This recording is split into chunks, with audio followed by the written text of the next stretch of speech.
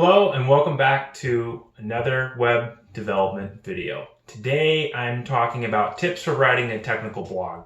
I started writing a technical blog when I first got hired on as a junior engineer, as a web developer, about 7-8 months ago now. So I've been writing one for about 6 months or so, a little bit longer. So you could also consider this video to be a what I've learned about writing technical blogs. And I wanted to talk about that as well, to see if I can help some other people that are going to start writing maybe their own technical blog.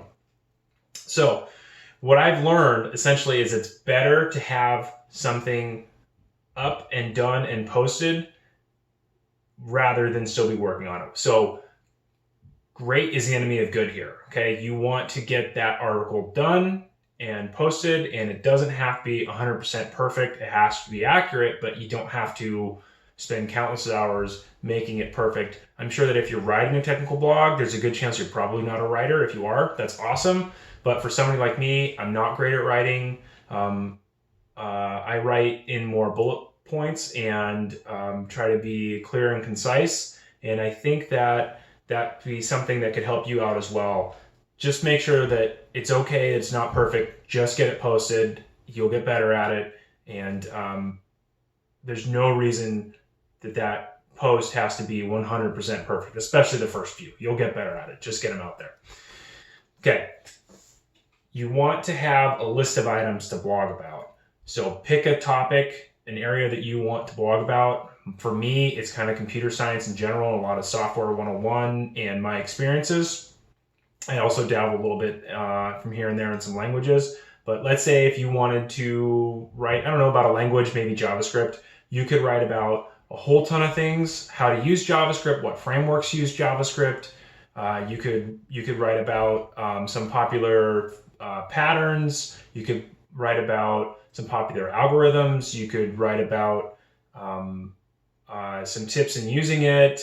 There's endless possibilities. So it's way better to take 5 minutes when you're starting your blog and have a huge list of topics so that you know what you're going to write about and what you're going to write about next, so that you don't ever have that writer's block and start putting things off. And it's also really helpful to have a schedule. Say, I'm going to write this blog for, you don't have to have an end date like I do. I don't really have an end date, but I do have I'm going to post once a week, every week for a year. You don't have to do that. It's a lot. But if you post once every 2 weeks, once a month or something like that, give yourself a deadline for when that next one needs to be out. That way you actually get it done.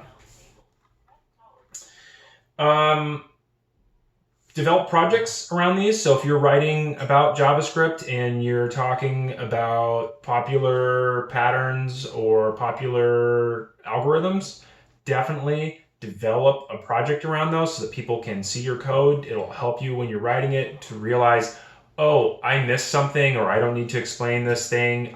It's way easier to visually see stuff, and then you give somebody something else they can work with, maybe copy some code from to look at. So definitely want to do that as well. Also, I'm really glad that I host my site on a CMS. The reason I do that is because I want to focus on writing whatever it is that I'm writing about. I don't want to focus on building and hosting my own website for whatever it is. I use Squarespace. I love it. It's great. I don't have to worry about if my fonts, if I don't like the fonts, it's easy to change, but I don't have to worry about, oh, I don't know, my CMS doesn't look great, or why is my site down, or any of those things. It's there. It's hosted. I don't have to ever worry about any of that. It's fantastic. So I would highly recommend using WordPress, Squarespace. There's a bunch of them out there. Use something popular. If you do that, it will eliminate a lot of headache for you, and your site will look great, and that will help people read it. I also want to note that when you're writing these, if you're not a great writer, or if you don't have a ton of time, voice dictation software, I'm sure you got it on your phone. It's great. You can write long posts that aren't technical or intros and stuff really quickly, and speaking your mind out loud sometimes helps you find your voice. You know, they always say when you're writing, you help find your voice. Well, if you're speaking, that is your voice. And being able to go through and just edit those out, pull out sentences, it's really helpful. and it saves you a lot of time, and it can get across your thoughts very quickly. So I highly recommend using voice dictation software for at least for long posts or sections of posts that aren't technical. And then lastly, if you post your content on social media, people will read it.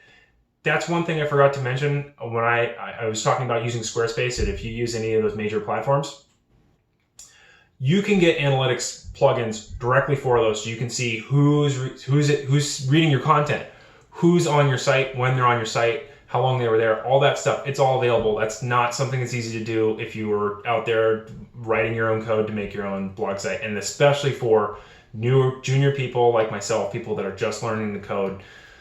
So you can post your stuff out on social media, people will read it, and you can confirm that by seeing, oh, I made this post and I got a spike in traffic, even if it's just a few people, but it's great. And it really helps you and those other people. You'd be surprised how many people read your stuff but will never comment. And that's okay. I'm sure you read stuff all the time and don't comment on it. So definitely post that stuff out on social media. Do not be afraid to start that technical blog. It doesn't have to be perfect. It doesn't have to be reinventing the wheel or anything like that. It just needs to be what your thoughts are on that topic, and chances are you can probably help one person, and that is a great reason to have a blog, and I highly suggest writing a technical blog.